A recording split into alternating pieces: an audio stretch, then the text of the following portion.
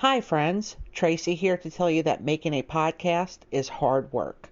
There's research, scripts, editing, and all of that can mean a million decisions. Fortunately for me, my choice in a podcast hosting platform was easy because I decided upon Anchor by Spotify. If you haven't heard about Anchor by Spotify, it's the easiest way to make a podcast with everything you need all in one place. Let me explain. Anchor has tools that allow you to record and edit your podcast right from your phone or computer. When hosting on Anchor, you can distribute your podcast on listening platforms like Spotify, Apple Podcasts, and more. It's everything you need to make a podcast all in one place. And best of all, Anchor is totally free. Download the Anchor app or go to anchor.fm to get started on your podcast today. Welcome to Crescent City Crime, dear listeners. I am Tracy. And I'm Brian. And we are so excited to announce that we have had our first donation for the show. Yes, that's awesome. Thank you, Jessica. Yes, Jessica. You're awesome, Jessica. Jessica bought us a lovely, brand new, shiny microphone that makes us sound like we're not in the bottom of a well. Yes, it sounds really good. A very welcome donation from Jessica Starnes of Babylon.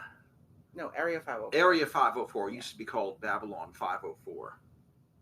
Yes, but most importantly, Jessica is a librarian, and she knows that our podcast, we try to be as factual as possible. We try to bring people knowledge of the city, not always true crime, but if you are a regular listener, then you know that we do a historical edition every month where we try to go over something within the city that's why it's famous. Kind of babbling on here, but in the pursuit of knowledge, Jessica has, we're kindred spirits in that way. Yeah, I believe that she still works. The location where she's headquartered, because she has a pretty high position. She does, yeah. She's very important in the library scene in Louisiana, but I believe she's at the main branch for New Orleans Public Library downtown, which I believe it's in the basement where they have considerable archives of New Orleans historic information. Either she's still there or she works. I think she works between different branches, actually. I think so, because she is beyond like just a librarian who stays in one library. She goes in, I think, within a certain region. But Jessica, thank you so very much. Thank you for helping us in our pursuit of truth and knowledge on this podcast. Thank you, Jessica. And I also want to say that we are recording it's in the same location, but in a different room. We're now recording in the back of our house, which hopefully will cut down on a lot of the background noise. Hopefully. Yes, because editing can take some time. And with everything that we've got going on right now, I just wish I had more time to actually sit down and edit. Like how when we were first doing the podcast, I did have that time. Now I just don't. So hopefully this will make the editing process a little less painful. Yep, hopefully it will. Yes. And of course, dear listeners, thank you so very much for sticking with us throughout all this time. And Brian, you had mentioned something earlier this week that stuck in my brain, where you said that was it only 26% of podcasts get past 4 episodes? Yes. Yes. Well, look at us. Here we are, just past our 25th episode. I'm very proud of our milestone. Oh, yeah, me too. Yes. And of course, listeners, if you've been with us all this time, we ask that you recommend us to a friend, a family member, a teacher, a student, whoever you want. And of course, reviews are always helpful. It helps our visibility and helps us get more listeners on this podcast. Oh yes, that's always welcome and very much appreciated. And as always, thank you to Lucy, who runs our TikTok. Thank you, Lucy. Well, now that we have all that housekeeping out of the way, Brian, you know that August is typically a cruel month for New Orleans. It's hot, school is starting, bugs are at their peak, and while we hope that the tropics stay silent, this is typically the busiest part of the tropical weather season. Yes, it is. Unfortunately, we're not expecting anything this week. Yes, and let's hope it stays that way. Let's hope that the Gulf remains too hostile for hurricane development. Yes, we don't need another Hurricane Ida. Or anyone, really. Right. I think the only tolerable one was Hurricane Zeta, and that was because it dragged a cool front behind it. It was in October. That hurricane was in and out. It was very fast. And even though we were without power for 5 days, it was tolerable because of the cool front. The weather was perfect after the hurricane. Yeah, so quite true. Although I still remember sleeping wrapped in a towel because we had no air conditioning. Well, that was a different hurricane. That was Hurricane Isaac. Oh, oops. Yeah, and that was in August as well. So there you go. We always have hurricane trouble in August. You know it's bad when a few hurricanes become a blur within just a few years. Well, that's storm. I mean, that's part of what it is living down here. It does come with the territory. But today we're not talking about. Did you have something to add? Oh yeah. I noticed I was in error when I quoted like knots to miles per hour. Oh. It's actually 1 knot equals, I believe it's at 1.15 miles per hour. So if you're going about 90 knots, it's about 100 miles an hour. Okay, well, okay. So when I did those high-speed takeoffs in the Cessnas, I was taking off at 100 miles an hour, which is why I was gaining lift very quickly. And of course, you are referring back to our episode on the Pan Am Flight 759. Yes. From a couple of weeks ago. Yeah. Okay, well, thanks, Brian. I'm very glad that you made amends to our audience, who I'm sure are very angry about your error. Oh yes, all the pilots among our audience were pretty upset about that, from me getting the conversion of knots to miles per hour. You know, closer. It was closer than I remembered.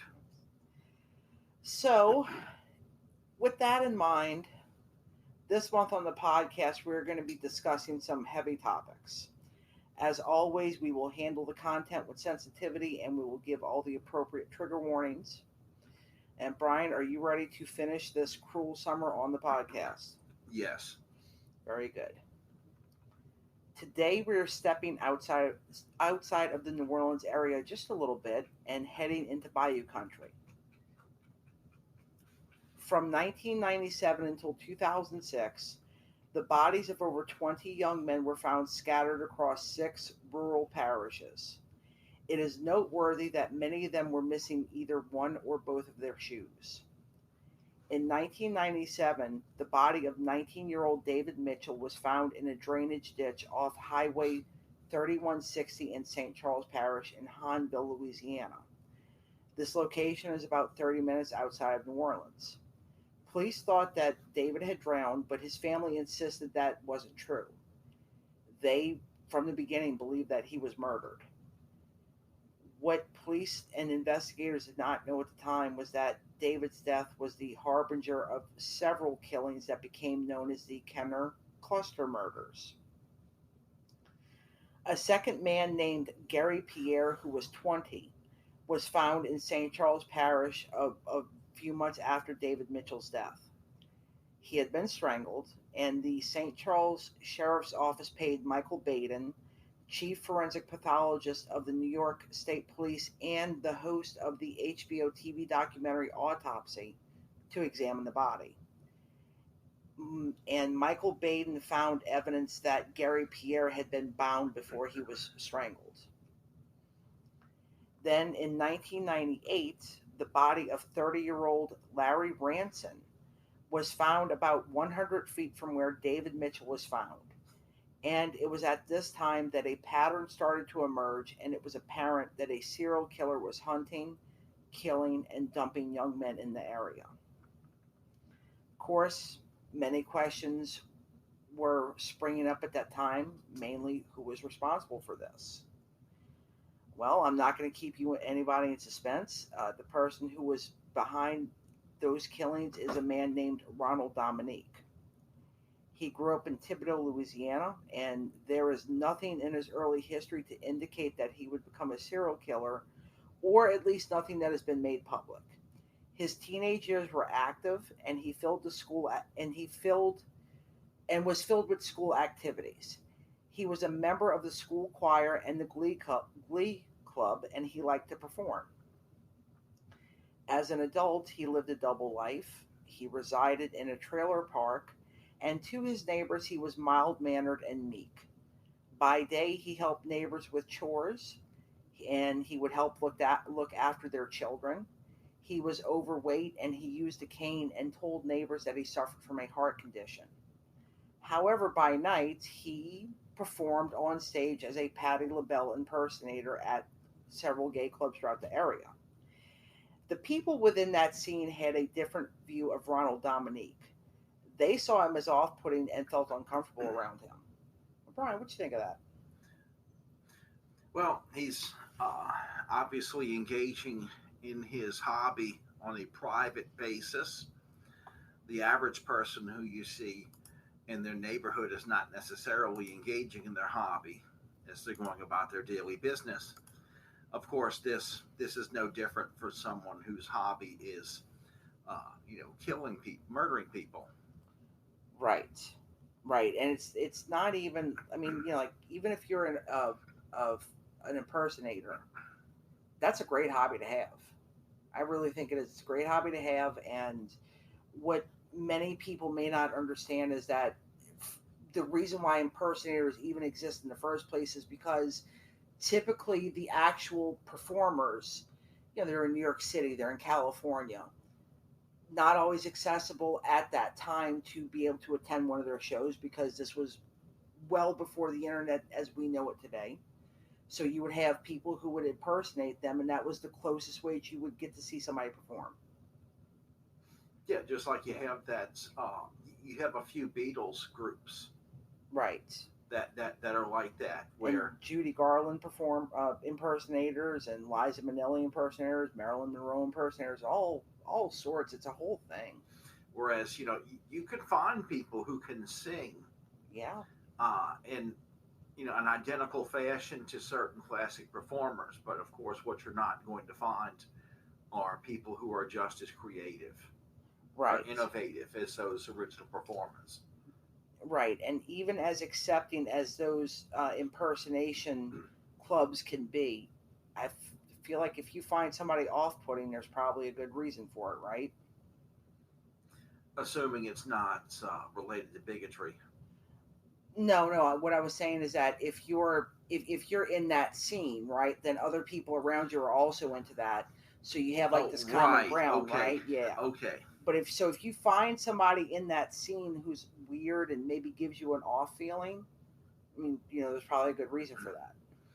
Sometimes it's someone like that in the same hobby as you. That's an indication of hiding something.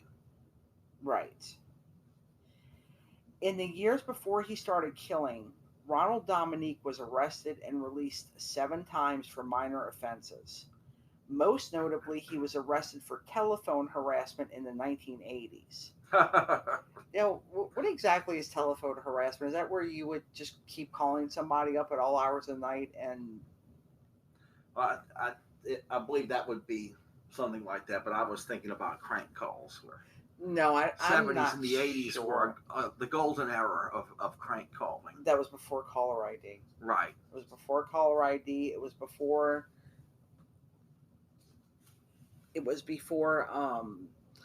call block, star 69. Those are things that I grew up with where you could at the very least find the last number that had called your house. You would star 69 it. However, there was also star 67 where you could block the number. So people wouldn't know that it was you calling them. Of course, this was back before we had smartphones. Yeah, back when my sister and I would crank call a variety of businesses. Oh, I did that too in the 90s until they started calling me back because they finally got caller ID. So Ronald Dominique had to pay $75 for his telephone harassment crime. That's what it basically amounted to. Okay. Now, back then, that's like a traffic ticket. Well, funny you bring that up, because following that incident, Dominique was arrested and charged with a DUI. And again, he was simply only fined. He did not see any jail time from it. Wow, that's well, typically with a DUI, the first offense does not typically result in jail time unless. So you were saying about DUIs and fines, Brian? Yes, well, a fine for a DUI is typical for a first offense where there's no injury involved, or no death involved, or no accident involved. That's your typical DUI, where someone is pulled over during, the routine traffic stop, and the officer determines that they're drunk, very likely intoxicated. Right. Now, more seriously, in the August of 1996, Dominique was arrested and charged with forcible rape. The victim who accused him is not named, but he told police that he went to Dominique's trailer for sex. Dominique wanted to tie him up, but when the victim refused, Dominique became violent. The victim escaped out of a window, and witnesses came forward after saying that they saw this man escape, running through the parking lot, screaming for help, but they thought it was just, a joke or a kinky sex game. Not cool. That is not cool. No, and that's not normal behavior. It's really not. I mean, I know, I'm just going to touch on this. I know a lot of people who are into kinky things, and none of that involves them running out of the, crawling out of a window and running down the street screaming for help. No. Yes. So they didn't realize that this was a rape victim who was running for his life. Unfortunately, when the case was brought to trial, the victim was nowhere to be found to testify against him, and the case was dropped. So he got away with it. He got away with that. Mm-hmm. Now, because he got away with that, Brian, would you be surprised to learn that it made him even more bold? No, not at all. This is not a. Most rapists, it's not a one-time thing. That's correct. Unfortunately, he also realized that if he didn't murder his victims, he might not get away with rape the next time. So, less than a year after those rape charges were dropped, David Mitchell was murdered. Like many serial killers, Dominique selected victims that were largely seen as disposable. The men were either sex workers, gay, black, or drug addicts. And his hunting grounds were usually gay bars. He would offer to buy or sell drugs and get the men to go back with him to his home. But in some cases, he would flash a photo of a beautiful woman who he said was his wife. He would claim that she liked to have sex with black men. And if they came back to his place, they would get to be with her. Once Dominique had them in his trailer, he would ask to tie up his victims. If the man believed that he was there to have sex with a woman, Dominique would say that his wife was shy and wanted her partners to be tied up. Doesn't that sound just suspicious as hell? Yeah, that's not something. I mean, even if you're cruising bars for that kind of thing, when you first meet someone, that's not exactly what you want to do. Is be tied up. That's extremely sketchy, very suspicious. Should set off red flags. I also feel like you should build into that with somebody. Maybe not necessarily on your first date or even on your first time having sex. Give it a couple of times. Yeah, it just goes to show you. I mean, first date, first time in someone's house, don't do something crazy. Yeah, don't do something crazy. That's a very good advice. Now, interestingly enough, if the men refused to be tied up, Dominique would let them live. It is not known if he had consensual sex or not with those particular men. However, if the men would consent to be tied up, the mask of the meek and sweet Ronald Dominique would drop completely. Once bound and helpless, he was free to do whatever he liked to them. And just want to also point out that when a serial killer is killing, when he's in that process, that is the real person. And the only people who get to see that real person don't always live to tell about it. No, it's up to a detective to find that real person. Yes. In the wake of Hurricanes Katrina and Rita during the summer of 2005, 3 more bodies were found. It was at this time that several law enforcement agencies banded together to form a task force under the overall direction of the Louisiana Attorney General's office. While they had plenty of victims and evidence, they were short on suspects. However, just a year later, a solid lead would come from a man who reported to his parole officer in 2006. He told the officer that he'd been tied up by an older man in poor physical health for sex. And he told the officer that the man's name was Ronald Dominique. And he said that Dominique had gotten violent with him, but he was able to talk. Somehow he was able to get out of it. He said that Dominique threatened to kill him, and it was not known why or how the man was able to escape from the trailer with his life. But in the end, this would bring an end to the killings. The parole officer passed the information to the task force, who thankfully took it seriously. And when they checked into his history, they found out about the previous rape charge. Ronald Dominique somehow became aware that he was being investigated, and he tried to hide out at a homeless shelter in Houma, Louisiana, but he was quickly found and arrested. He voluntarily provided a DNA sample, which linked him to the murders of 19-year-old Manuel Reed and 27-year-old Oliver LeBanks in Kenner, Louisiana. A video store owner said that Ronald Dominique was a frequent customer. He would rent videos for his nieces and nephews, and she said that he was very friendly. She knew that he was gay, and he would tell her about some of the dates he went on. She said that one day he came in and told her that the police suspected him of being the Houma area serial killer. And she says, well, if you're the serial killer, then I'm the Queen of England. So, I mean, I get it, right? Like, how well do you really know your neighbors? How well do you really know your customers? Well, nobody has a serial killer club. Well, serial killers don't get together as a club, at a public library meeting room, right, or at a coffee house. So they're not really open about who they are. It's a very secret hobby, and it's obvious to me that the biggest reason why he murdered his helpless victims was because of his physical disability. Well, that's if he really had a disability. I do wonder about that, because if you have a heart condition and if you have to use a cane, could you dance on stage and perform as a Patti LaBelle impersonator? I mean, I don't know, is that possible? It's not likely, but apparently he felt more. He felt like he had more of an advantage if his victims were bound.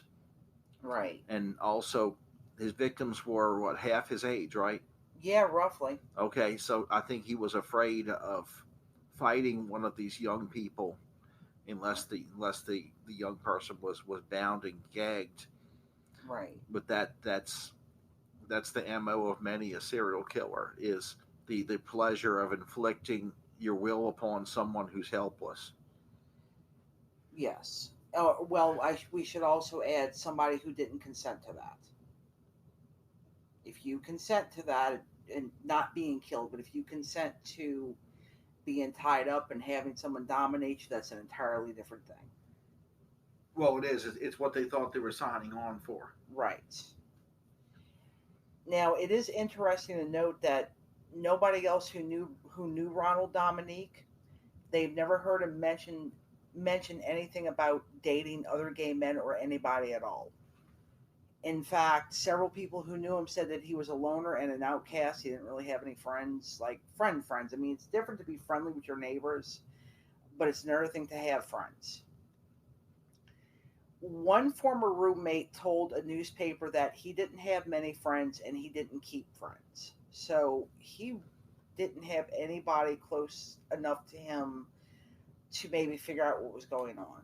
Like somebody who would be like, huh, why are you, oh, look, I found out that you have this body in your garage. There's nobody close enough to him to figure out that something was wrong. No, serial killers don't normally have peers. No, but some of them do have families. That has happened. Now I could find no official source confirming that Ronald Dominique suffered any health conditions at all, so it is unclear if he's telling the truth or not. But it wouldn't surprise me if he was faking a disability. And I just want to say, if you are a person who fakes a disability, you're a bad person. You're a bad person, and you are hurting people who are actually disabled. Yes. Now, Ronald Dominique has been compared to Andrei Chikatilo. He's a Russian serial killer that was known as the Rostov Ripper. He was a school teacher in Russia, and he killed over 50 people. I'm also going to note here that, like Ted Bundy, Ronald Dominique faked having a disability to make him seem harmless. The Green River Killer, Gary Ridgway, was another person who blended into the community seamlessly and was considered a helpful neighbor. As for Ronald Dominique, there was no trial. In September of 2008, he pled guilty to 8 counts of first-degree murder and sentenced to 8 consecutive life sentences. About 30 relatives of the victims attended the sentencing hearing. The brother of one of the victims told him, "I hope that hell finds you fast." And perhaps hell has found him fast, because today Ronald Dominique is a guest of the state and currently serving his sentence in Angola prison, and I hope it's miserable for him. Yeah, very, very likely, yes. I also need to mention that the family of David Mitchell have never accepted that David's death was accidental, even though they never, they insisted that he was not involved in anything high risk, but they think that he was hitchhiking and got picked up by Ronald Dominique. And we always want to remind our listeners that every life that is stolen by someone like Ronald Dominique had value, and they had people who cared about them. And I'm very certain that the lives of murder victims have a lot more value than the murderer, him or herself. Right. I mean, yes. And at the very least, the murderer deserves punishment. Yes, at the very least, they deserve punishment. I also want to go on record as saying that I don't think that these people can actually be rehabilitated. I don't think they'll ever be fit to be in society amongst us who don't do these things. And I really don't like it when people think that they can be fixed. They like, if somebody like looks at somebody like Ronald Dominique and says, "Oh, I can fix them." No, you can't. Serial killers to become the kinds of inmates who might try to pretend like they have found God. Okay? Right, yeah. And some people get fooled by that. Okay. Even though they've never been to church in their lives, they want to carry Bibles to court. Right. And I guarantee you this, that God sees right through those people. And it does not matter how much you praise God in a prison cell or in a church or at your home. That if you're actually rejecting God through your actions, you've made your choice. Right. Now, I already mentioned some comparisons that you can make between Ronald Dominique and other infamous killers, but it is important to note that he fits a larger pattern of serial killers. He blended into a community. His neighbors never saw him dragging bodies to their car, or to his car, right? And they probably didn't know about his arrest record either. He has a record of escalating behavior. These guys always start small, and then once they get away with it, they commit bigger crimes, right? Yeah. It's like their way of advancing their hobby. Right. And he selected victims from marginalized communities, as many serial killers do. Not every serial killer does this. A lot of them do, though. A lot of them. They take people who won't be missed because society has deemed them as disposable. And we really, as a society, need to be better about that. Yeah. We're always going to advocate for that. I'd like a good example of how a serial killer will advance their hobby, for example, is, like, say, for example, someone who wants to run a 5K. Well, they're going to start off running just a half mile, half kilometer, and build up their tolerance. That's true. And do more and more. It's basically the same principle. Right. Now, while he was in police custody, he gave a full confession, and plenty of serial killers love to confess. They want someone to share their fascination with, and having rape and murder as a hobby isn't like, collecting stamps, or in my case, I collect Pops figures, so that those are easy things to find other people to share your interest in. But serial killers can't really do that as easily. Except with a police detective when they've been caught.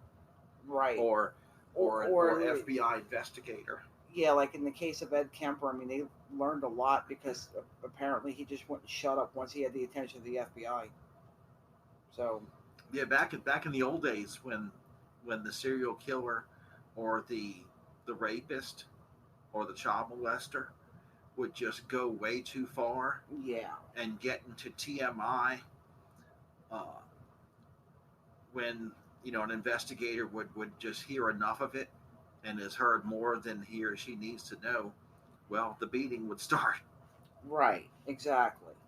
And I can't say I blame them, because that's a case of this narcissistic sociopath trying to get into your head and trying to inflict their perverted pleasure upon you, since they know they can't kill you or physically harm you at that point.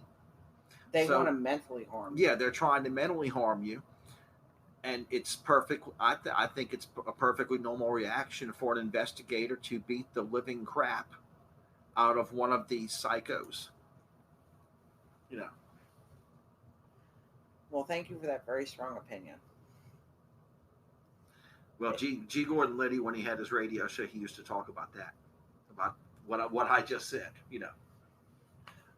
when he was an FBI agent. In the end, Ronald Dominique was absolutely linked to 8 murders, and he confessed to 15 more, which law enforcement believes that he did because he provided details that only the killer would know, which sounds like a classic detective novel, right? Yeah. The predators of our society want to be trusted, and they want to be seen as non-threatening until they can drop the act, and by then it's usually too late. That full-on monster side is really only ever seen by the victims, and it's important to keep that in mind when you're reading about this sort of thing or watching a documentary about a serial killer, true crime. We can read about this and discuss it all day long, but you will never actually see that side of someone unless you are very, very unlucky. Unless you're very, very unlucky, you will never actually see it in action. Yes, it's when you're at the secondary crime scene. Yeah, that they can do anything they want. Mm-hmm. Yes. It's unfortunate in this case, many an unfortunate victim voluntarily went to the secondary crime scene. Yeah. Where the murderer has all the time they want. And isolation. Yeah. And, this is a sort of story that makes you doubt your neighbors. It really does. And it's a strong reminder that you really never know who's living next door to you. You really don't know, do you? No. And I also think about things like that guy in Ohio who had those 3 women in his basement, Ariel Castro. He had them captured in that house for years. Yeah. And then finally they were able to make their way to the front of the house and get the attention of a neighbor, and the whole story just broke wide open. It's so creepy to think about.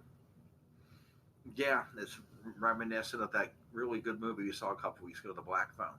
Oh yeah, The Black Phone. That was a great movie. No spoilers though, but guys, listeners, listen to me, listeners. If you've not seen The Black Phone, you need to go see it. It's very good. However, be warned, it's not afraid to show violence in like this way that's just brutally reminiscent of childhood. Yeah, it's a period, late 70s? Yeah, late 70s. Movie that it's got some Stranger Things vibes to it. Yeah, it's got some Stranger Things vibes to it. It's got some violence. No dead animals though, in case anybody was wondering about that. And there's no actual killing scene. So there is. Oh wait, there is. No, you're right. My mistake. It's sorry. just not the kind you would expect. That's all I'm going to say. Yeah. Oh, I'm sorry. I should rephrase that. There's no children actually. There's nothing that shows actual children being killed in this movie. That's all I'm good. That's what I was trying to say. Yeah. Yeah. Okay. Well, the last thing I did want to mention though is that, I want to go back to the thing about the shoes missing off the victims for just a moment. I think he was taking them as trophies, which is actually quite clever because what would you expect to find in a man's closet but men's shoes?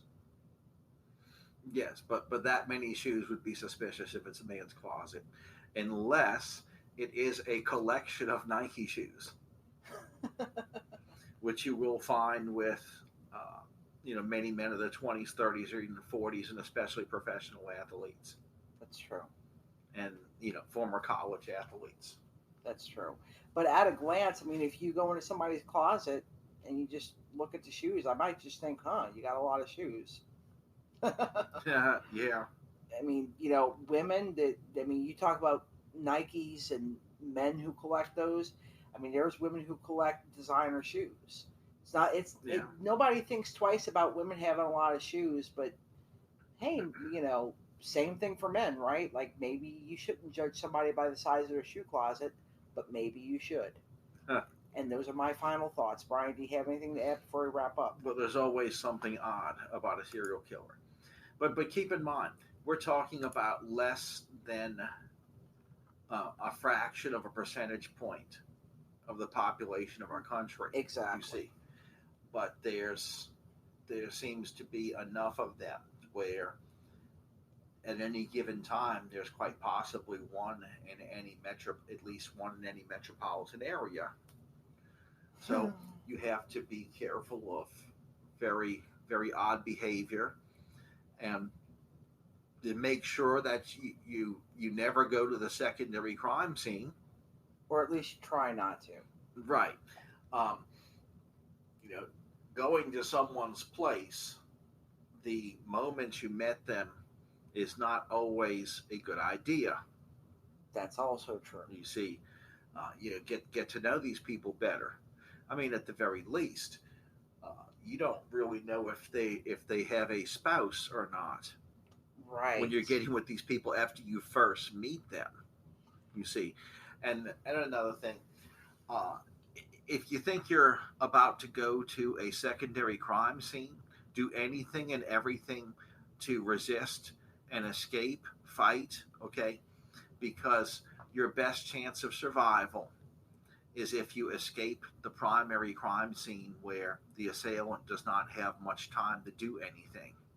Exactly. You see, even risk getting stabbed, risk getting shot, because if you're going to be harmed, you're better off getting harmed at the primary crime scene. Because then they might not want to even take you. Yeah, right? They may get scared and run, and they are nervous when they attempt to commit this crime. And then if you do go with someone and you first meet them to their house, be wary, be observant. Don't let this person disable you in any way, and constantly know a means to escape. And when you're in that other person's house, even look to see if there's any weapons around you that you might be able to save yourself with. But have a way out always. And at least in this day and age, you can send a friend your location on your phone. You can do that, so they can have your location data at the very least. Yeah, that's true. As long as your cell phone's on and it's with you. Yes, yeah, that's true. So try not to get separated from your cell phone. Those tracking apps, they typically only work if your phone is on. That's also true. And then if your phone is turned off, it shows the last location. That is also true. That's a good reminder. Thanks for that reminder. All right, everybody. So next week on the podcast, we will be discussing the murders of 3 teenage boys whose killer, who may be behind bars, but has not been officially found yet. So until then, be safe, be kind. Remember that we're all human beings, that you can't fix serial killers, and don't park next to vans. And if it's dark, it's dangerous, and you do not feel safe, don't be there in the first place. And if you're talking to law enforcement in an official capacity and you are not the victim or a witness to a crime, lawyer up.